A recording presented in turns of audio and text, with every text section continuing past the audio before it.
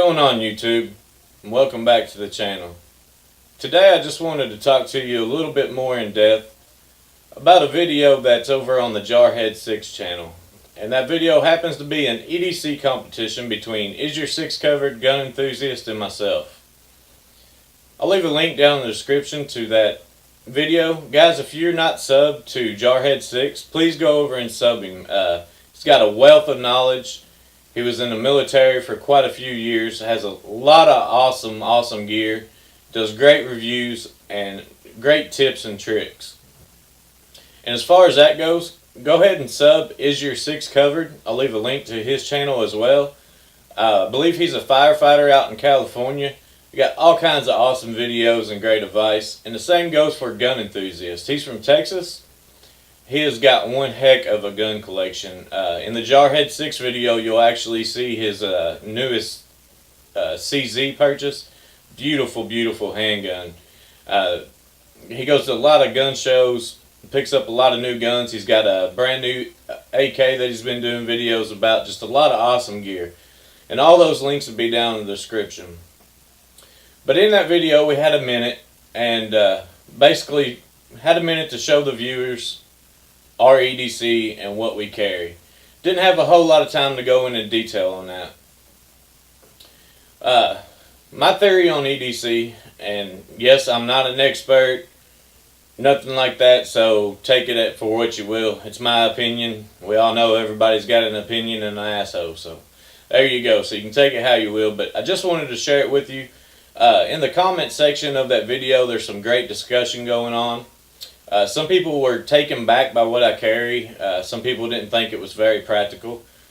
But when I look at everyday carry, it's really my everyday defense. For me, having something on me that's going to protect me or my family, that's the most practical thing I could have. You know, I'm not saying not to carry fire starting equipment, water for purification, multi-tools. I have all that stuff, but that stuff is either in a vehicle or in a pack based around what I'm doing. If I'm going hunting, I've got a pack that's just for hunting. If I'm going to the range, my range bag's got gear that I need just for the range. But if I'm just out and about every day, I don't want to waste space on my body for stuff that I'm not going to use. And for me, protection is number one. Protecting my family and myself, that is my number one job above all other things. As a husband and a father, it is my job to protect them. And that's why pretty much everything on my body is meant to protect. Not necessarily hurt someone. It all will if I have to use it, but I got to be forced to use that. If somebody's going to come at me with an act of violence, I've either got to match their violence or exceed their violence and hopefully get them to back off.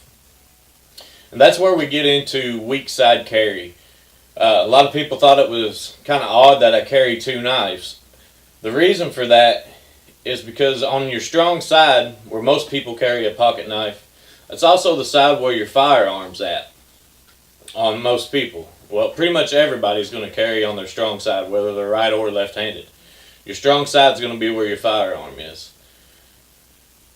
If somebody's going to be looking to do your harm, it may not always be obvious. They could be on you before you know it and be trying to get your gun.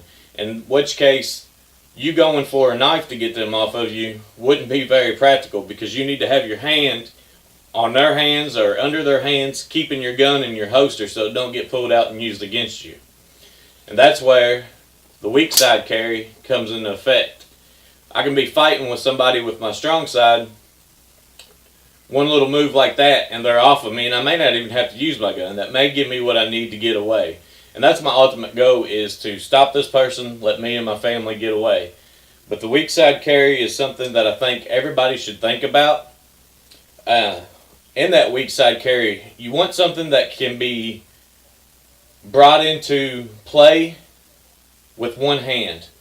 Whether it be a knife like this that's got the wave feature, an impact weapon that you don't have to use any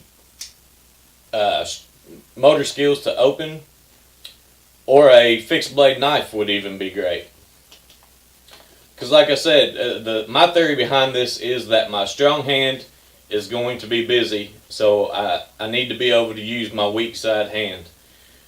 Even if somebody's coming at me and I'm going to draw my gun, they haven't made it to me yet, but they're going to get to me before my gun's drawn.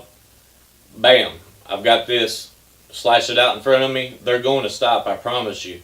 Or if you bring your gun out, get a shot off. We all know that even a pinky behind the slide can cause the gun to malfunction. They caused your gun to malfunction, got your gun pinned up against the wall. One slash and I'm back into action, hopefully able to get out of there. But guys, like I said, this is just my opinion, and I just wanted to get people thinking about it and kind of continue this conversation that's going over on Jarhead 6's channel. Like I said, please go check out all those channels, and let me know if you guys carry anything on your weak side, or if you guys think it's more practical to carry stuff that's not for defense. But anyhow, let me know down in the comments. Let's get a conversation going. Hope you guys are having a great week, and as always, we'll talk at you later.